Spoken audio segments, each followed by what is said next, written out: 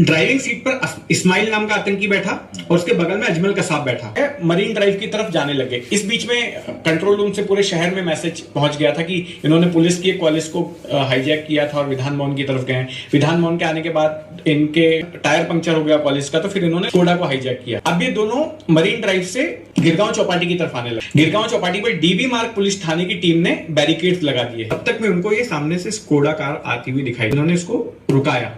वहां पर हेमंत बावधनकर, संजय गोयल, भास्कर कदम नाम के एक इंस्पेक्टर थे और कुछ कांस्टेबल्स थे। ऐसे कुछ 7-8 पुलिस वालों की टीम थी। उनके पास सिर्फ सर्विस रिवॉल्वर थी और बाकी के पास में सिर्फ डंडे थे। इस्माइल ने इस बीच में फायर कर दिया इन पुलिस वालों की तरफ अपने AK-47। जब इसने फायर किया तो भास्कर कदम नाम के जो इंस्पेक्टर थे उन्होंने उसकी तरफ एक गोली मारी। मारने के बाद तुरंत हेमंत बावधनकर नाम के एक दूसरे इंस्पेक्टर जो वहां पर मौजूद थे, उन्होंने पीछे की तरफ से, पीछे वाली जो खिड़की थी वहां से निशाना लगा और वहां से इस्माइल को गोली मारी। 3 गोलियां मारी, यहां से मारी, उसकी आंख के पास से निकली। उस वक्त इतना गुस्से में थे लोग। दूसरी तरफ तुकाराम उमले उन्होंने बाइक पर आए और उन्होंने कसाब को ऐसे जकड़ लिया। कसाब ने क्या किया कि उसने छुपा कर रखी हुई थी नीचे जो है, उससे फायर कर दिया। तुकाराम उमले की पूरी बॉडी छलनी हो गई और वो गिर पड़े। और एक गोली उस साइड में, कसाब वाली साइड में इंस्पेक्टर संजय गोयलकर थे, उनको भी घिस के गई। वो भी गिरे गोली लगने के बाद, लेकिन वो उठे। जब वो उठे तो देखते हैं कि दाहिनी तरफ हेमंत बावधनकर ने गोली मारी इस्माइल को और फिर उन्होंने रिवॉल्वर घुमा दी कसाब को गोली मारने के लिए और ट्रिगर दबाने ही जा रहे थे। तब तक में पता नहीं संजय गोयलकर को क्या सुझायल हालत में भी उन्होंने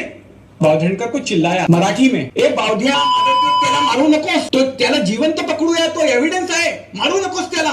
बावधनकर ने गोली नहीं मारी और फिर डंडों से कांस्टेबलों ने पिटाई विटाई करनी शुरू कर दी।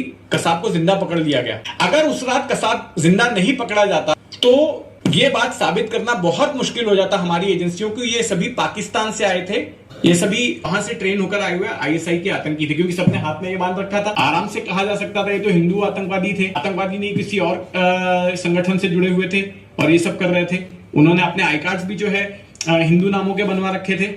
जिंदा पकड़ा गया। कसाब ने उसी रात उसने पूरी कहानी जो सुना दी और उसकी वजह से ये भी आसान हो गया कि बाकी के जो सर्वेलेंस वगैरह करना था या बाकी की जानकारी जुटानी थी वो सब भी पॉसिबल हो पाया। अगर कसाब भी उसी रात मर जाता